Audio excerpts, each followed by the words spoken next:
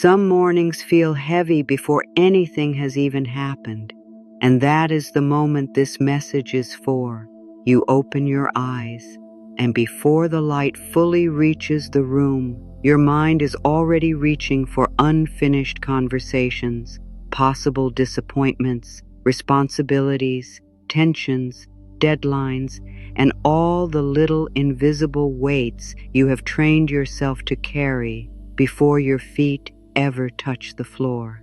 You are not weak for feeling this. You are not failing at life because peace does not arrive automatically. You are living in the strain of trying to protect yourself from every unknown at once. And that strain can become so familiar that you stop noticing how much effort it takes just to be you. That is why this idea can feel so shocking and so tender at the same time. The universe has already handled more than your fearful mind can see. Not in the sense that every detail is fixed the way you would choose it. Not in the sense that you never have to respond, decide, speak, grieve, or grow. But in the sense that you are not waking into emptiness. You are not waking into chaos with no intelligence inside it.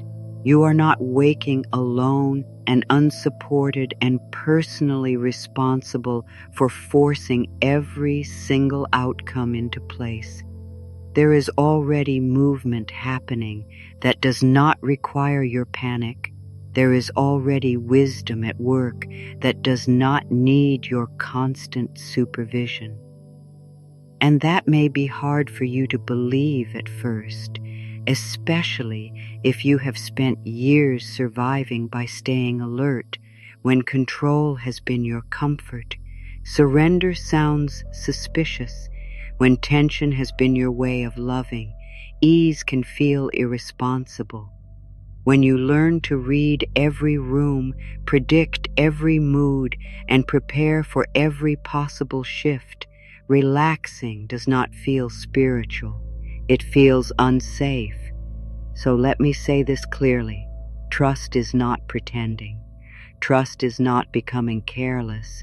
Trust is not hiding in denial while life asks something real of you. Trust is the quiet decision to stop adding unnecessary suffering to a moment that has not fully arrived. You do not need to become a different person overnight to feel this shift. You do not need to force yourself into fake positivity. You do not need to speak in a voice that does not sound like you or decorate your fear with pretty words and call it faith. You only need to begin noticing how often your mind tries to solve tomorrow before today has even introduced itself. You only need to notice the cost of carrying what has not yet been placed in your hands. And once you notice that cost, something soft but powerful begins to open. You begin to see that the exhaustion is not only coming from life itself, it is also coming from the way you brace against life before it unfolds. This is the paradox at the center of everything we are touching here. The more you try to grip every uncertainty, the less steady you often feel. The more you demand guarantees before you relax, the more distant peace becomes. And the moment you stop treating uncertainty like a personal emergency, you begin to feel a different kind of strength. Not the brittle strength of constant readiness, the living strength of inner steadiness, the kind that lets you breathe before you react. The kind that remembers that support does not always look like control. Sometimes support looks like space. Sometimes it looks like timing you do not understand yet. Sometimes it looks like a door staying closed until you are ready for the one that opens without draining your soul. So stay with me here. You are not being asked to become passive. You are being invited to stop worshiping tension as if it were the same thing as responsibility. There is a wiser way to wake up. There is a gentler way to meet your life. And it begins with this possibility. Maybe not everything depends on how tightly you hold it. A lot of your suffering may not come from what is happening. It may come from the way your body has learned to prepare for what might happen. That difference matters, because when you think the pain is only in the external world, you spend all your energy trying to manage the world. But when you begin to see that part of the struggle is anticipatory, part of it is rehearsal, part of it is the nervous system rushing ahead to guard you from uncertainty, then you can finally bring compassion to the real source of your exhaustion. Your mind is not cruel, it is protective. It has likely learned that scanning ahead feels safer than resting in the present. Many people fall into this pattern. When life has been unpredictable, the mind starts believing that constant preparation equals safety. It checks, plans, replays, predicts, and monitors because it wants to reduce pain. In the short term, this can feel useful. It can even feel noble. You tell yourself you are being careful. You tell ourself you are staying responsible. You tell yourself that if you let your guard down, something important will slip through your fingers. But over time, this habit does not simply protect you. It trains your whole system to live as if danger is always one thought away. And then peace starts to feel unfamiliar. You can even become suspicious of calm. Have you noticed that sometimes the moment things get quiet, your mind gets louder? The moment there is no immediate problem, it goes looking for one. Not because you enjoy suffering, not because you are dramatic, but because the body often repeats what is familiar long before it accepts what is healthy. If vigilance has been normal, rest can feel like a strange neighborhood. Beautiful, maybe, but strange. Now I know what you might be thinking. If I stop anticipating, won't I become naive? Won't I miss something important? Won't I end up disappointed? And that question deserves respect, because there is a real difference between grounded awareness and anxious control. Grounded awareness says, I will meet what comes.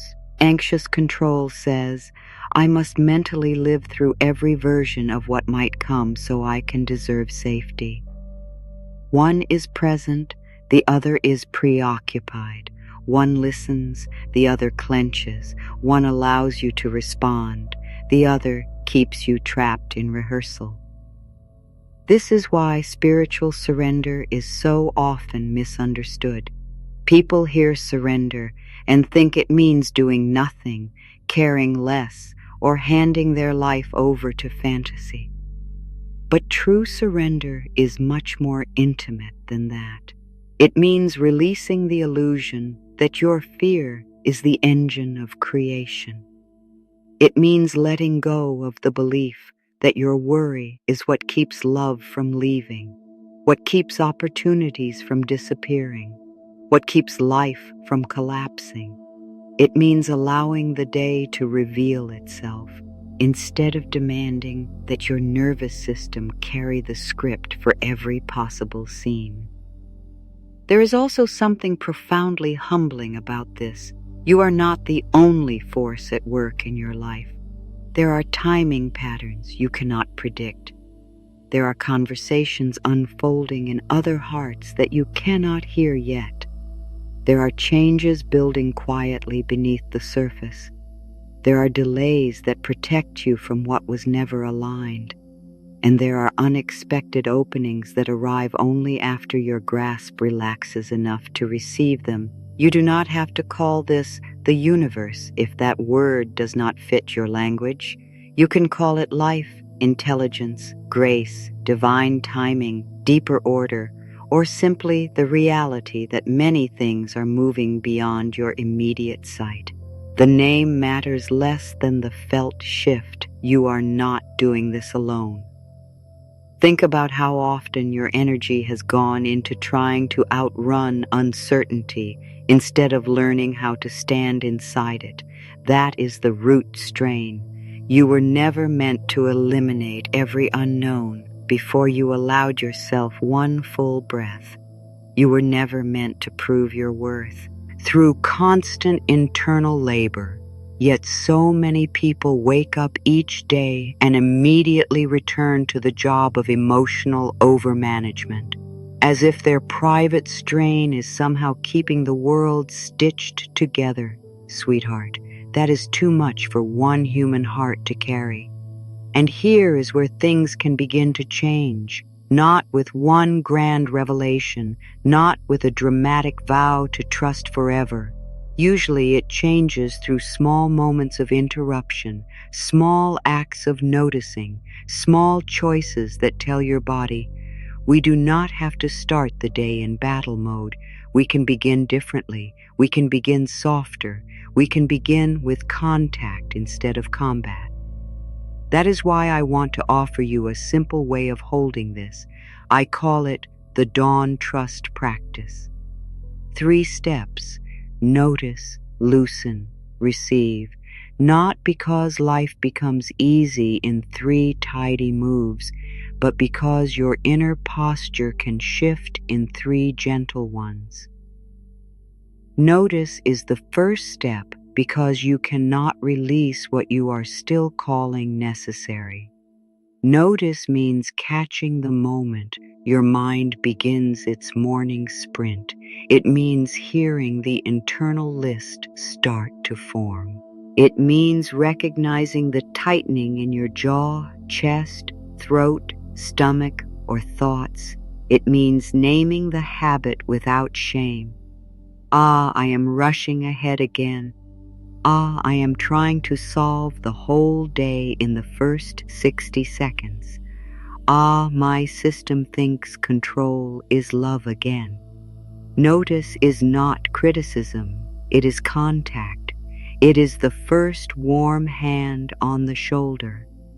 Loosen is the second step, because awareness alone is not always enough.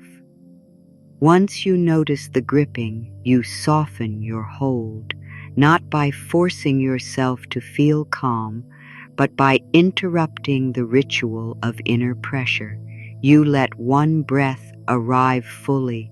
You unclench your hands. You stop the mental chase for a moment. You remind yourself that not every unanswered question needs to be carried right now. Loosen means giving your body evidence that release is possible before certainty arrives. That matters more than most people realize. Your body learns from repetition, so every small unclenching is a new instruction. Receive is the third step, because trust is not only about letting go, it is also about allowing support. This is where you open to the possibility that help, clarity, timing, and next steps can meet you as the day unfolds. You do not have to drag every answer into the room before breakfast. You can receive one moment at a time, one conversation at a time, one clear next step at a time. Receive means you stop acting as though guidance only counts when it appears in advance. Sometimes guidance arrives in sequence. Sometimes peace arrives in portions. Sometimes the next right thing becomes visible only after you stop demanding the whole map. Notice, loosen, receive. That is the shape of the practice, not a performance, not a system for perfect people, a kindness, a way back into cooperation with life. So how do you actually live this, especially if your mornings have become crowded with tension for years? You start smaller than your anxious mind thinks is worthwhile. That is one of the secrets. Fear loves dramatic solutions. It loves intensity. It loves the fantasy that one day you will wake up transformed and never overthink again. But real inner trust usually grows through ordinary moments that feel almost too simple to matter. And because they feel simple, people dismiss them. Do not dismiss them. Try this tomorrow morning before reaching for your phone, before checking the time twice, before scanning your memory for what might go wrong. Place one hand somewhere on your body and ask, what am I carrying that has not happened yet? Just that.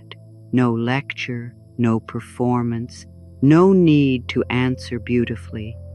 You may notice an image, you may notice a name, you may notice pressure with no words attached.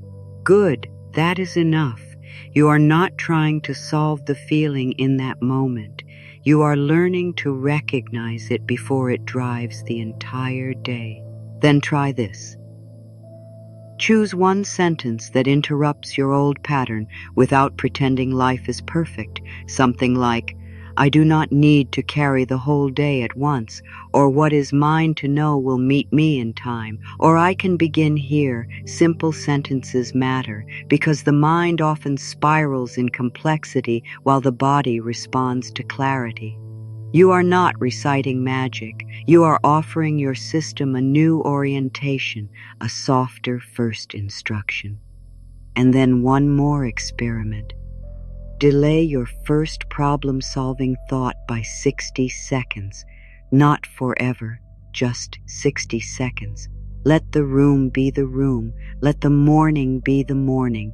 Feel the bed, the air, the light, the weight of your body. Notice how fast the mind tries to leave the present. That moment alone can teach you so much. You start to see that the rush is habitual, not always necessary. You begin to separate urgency from conditioning. Later in the day, when something genuinely stressful happens, use the practice again. Notice, loosen, receive. Maybe you get a message that unsettles you. Notice the surge. Loosen your shoulders or jaw before replying. Receive the possibility that you do not need the perfect response in the first 10 seconds. Maybe a plan changes suddenly. Notice the fear story that says everything is ruined. Loosen the need to catastrophize. Receive the next available fact instead of the worst imagined ending. Maybe you are waiting for an answer from someone, and the silence starts writing painful stories in your mind. Notice the reaching. Loosen the obsession with decoding. Receive the reminder that another person's timing is not always a verdict on your worth. These are not tiny things. They may look small from the outside, but inwardly they are revolutionary, because every time you pause before joining the stampede of your own fear, you are changing the relationship. You are teaching yourself that thoughts can arise without becoming commands. You are teaching your body that uncertainty can be met without immediate collapse. You are letting trust become physical instead of purely philosophical. And please hear this. Trust does not mean you stop taking wise action. You still send the email. You still have the conversation. You still protect your boundaries. You still make the appointment. Write the list. Ask the question. Leave what harms you, or follow through on what matters. But the energy changes. You are no longer acting from the desperate need to control every possible reaction or outcome. You are acting from contact with yourself that changes the feeling of everything. It can even change how you listen. When you are not flooded with internal urgency, you hear more clearly. You notice what actually needs attention and what simply wants your panic. And yes, those are different things. Some problems need care. Some only want an audience. Your mind, bless it, can be very dramatic about this. It can burst through the mental kitchen wearing a bathrobe and shouting that everything is on fire when really one email is unanswered and your coffee got cold. That is your humor beat for today, because honestly, the mind can be a wonderfully unqualified emergency broadcaster. Loving it does not mean obeying it. Stay with me here, because this matters. Many people secretly believe that if they stop worrying, they will stop caring. But worry and care are not the same. Worry is agitated attachment. Care is loving presence. Worry spins. Care responds. Worry tries to control people into staying, outcomes into appearing, and pain into disappearing. Care stays available to truth. Care can be firm. Care can be quiet. Care can say, I will do what is mine, and I will not poison myself by trying to do what is not mine. This becomes especially important in relationships. How often have you tried to earn security by over-monitoring, by reading tone, checking timing, rewording texts in your head, anticipating disappointment before it arrives? The same practice applies. Notice the urge to chase certainty. Loosen the belief that your vigilance creates closeness. Receive the possibility that real connection does not require your constant self-abandonment. Genuine connection carries steadiness. It may still include complexity, but it does not demand that you become an unpaid detective in your own emotional life. The same is true for work, purpose, and decisions. Sometimes you push because you think pressure is the only way to stay valuable. Sometimes you exhaust yourself trying to outrun the fear of falling behind. But your deepest wisdom rarely arrives in the loudest part of your panic. It often appears when you stop wrestling the future long enough to hear what is actually here. One next step, one honest answer, one clear no, one timely yes. Life tends to speak in sequence, not in full volume prediction. And that leads us to the heart of this message, the place where you may need something more than insight. You may need permission, deep permission, permission that lands below the mind and enters the body. You are allowed to stop carrying tomorrow like a punishment. You are allowed to stop rehearsing pain as a way of proving you are prepared. You are allowed to stop making your nervous system kneel before every uncertainty as if fear were a sacred duty, my love. You are allowed to put down what has not been given to you. You are allowed to meet life as it comes instead of bleeding in advance for every possible version of it. This permission can feel emotional because some part of you may have built an identity around being the one who holds everything together, the one who remembers, the one who senses shifts early, the one who prepares, absorbs, compensates, manages, steadies, smooths, explains, and overfunctions. And there may have even been times when those abilities helped you survive. So I honor them, I do. But survival strategies are not vows. You do not owe your entire future to the version of you who learned to live in constant readiness.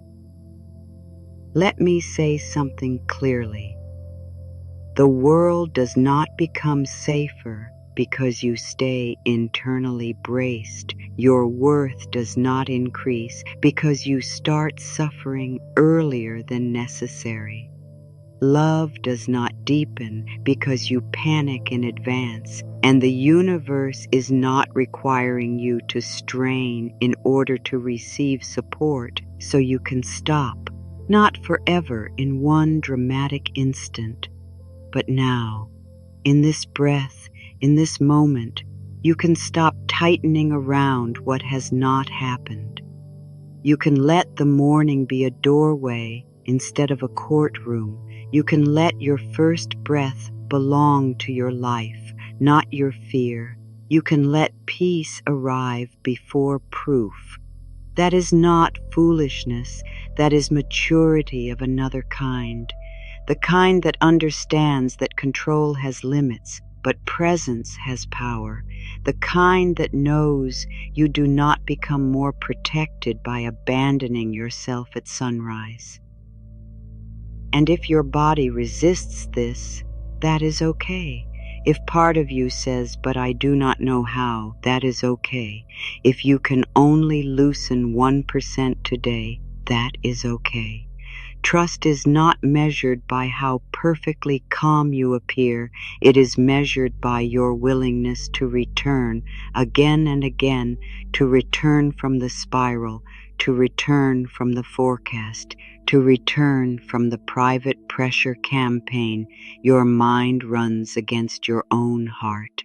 That return is sacred. That return is enough.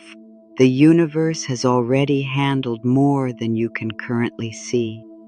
There are things being arranged in timing, in clarity, in endings, in beginnings, in your own inner readiness. Some things are falling away because they cannot travel where you are going. Some answers are delayed because you are still becoming the version of you who can receive them without shrinking. Some peace is waiting right at the edge of the moment you stop demanding that life rev. Heal everything before you agree to breathe. This does not mean every outcome will match your preference. It means you are held even in process. It means reality is still capable of meeting you with intelligence, even when you cannot map the whole terrain. It means your task is not to control the entire unfolding. Your task is to stay honest, stay present, take the next true step, and release what never belonged in your arms to begin with. So when you wake tomorrow, do not rush to become the manager of every possible problem. Let the day come closer first. Let your body arrive before your worry does. Let one breath remind you that you are here, and here is enough to begin. Notice what tightens. Loosen what you can. Receive what meets you. This is not a trick. It is a relationship, a new one, between you and uncertainty, between you and support, between you and the quiet truth that life does not need to be wrestled every second in order to hold you. There is another layer to this that deserves your attention. Sometimes the deepest exhaustion is not from the event you fear. It is from the identity you have built around preventing fear from surprising you. You may have become someone who trusts your tension more than your wisdom. Someone who believes the inner squeeze means you are being careful, while ease means you are missing something. But peace is not the absence of intelligence. Peace can actually make intelligence easier to hear. When your mind is not shouting over every possibility, your own deeper knowing gets a chance to speak in a normal voice. That quieter voice often says simple things. That conversation can wait until you are clearer. You do not need to decode every silence. You do not need to make meaning out of every delay. You do not need to turn one uncertain moment into a prophecy about your whole life. They return you to proportion. It keeps one moment from swallowing the whole day. It keeps one fear from becoming your whole identity. No, darling, your value does not rise because you carry invisible bricks before sunrise. Your value does not rise because you can function while flooded. Your value does not rise because you can smile with a clenched chest. There is nothing more holy about being exhausted than there is about being nourished. There is nothing morally superior about anticipation when it steals your presence. You are not here to become a machine for emotional labor. You are here to inhabit your life. So when you feel that old pull toward controlling the unknown, try adding one more question to the practice. Ask, what would trust do in the next 5 minutes? Not in the next year, not forever, just the next 5 minutes. Trust might drink water before spiraling. Trust might step outside for one breath of air. Trust might leave the phone face down for a moment. Trust might say, I do not have the full answer yet, and that is still a place I can stand. Trust might choose not to send the text written from panic. Trust might wait until your body is back in the room before making a decision your fear wants to rush. These are sacred little pivots. Do not underestimate them. A life is not only changed by large, dramatic moments.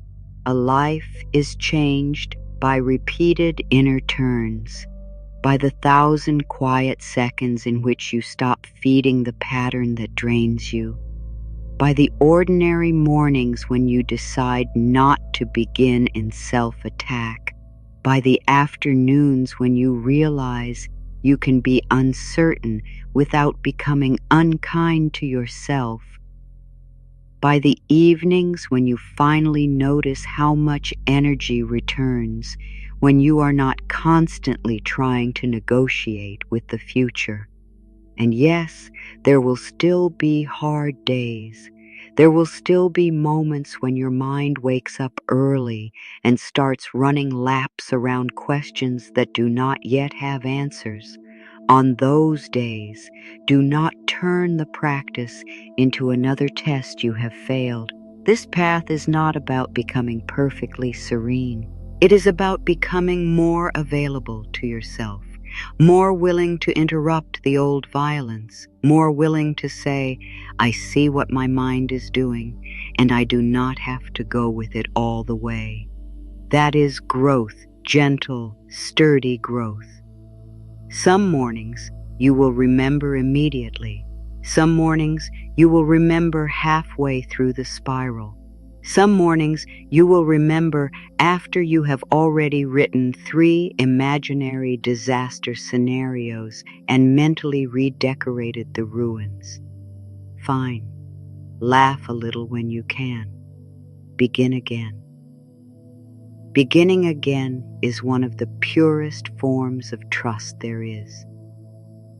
It says I am not disqualified by being human.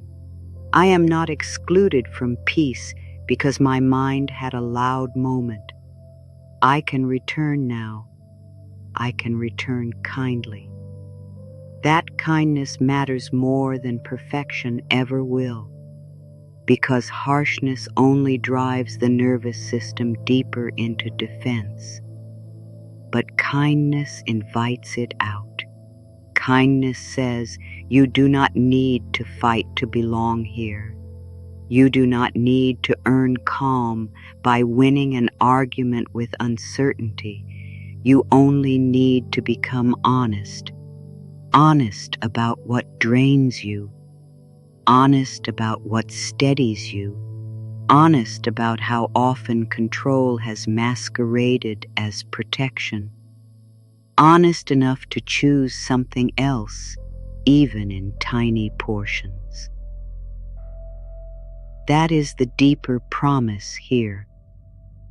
Not that life will never ask anything hard of you, but that you can meet what comes without sacrificing yourself to every possibility before it arrives.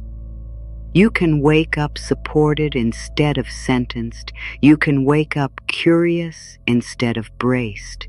You can wake up remembering that some things are already in motion, already being shaped, already being held by hands greater than your fear.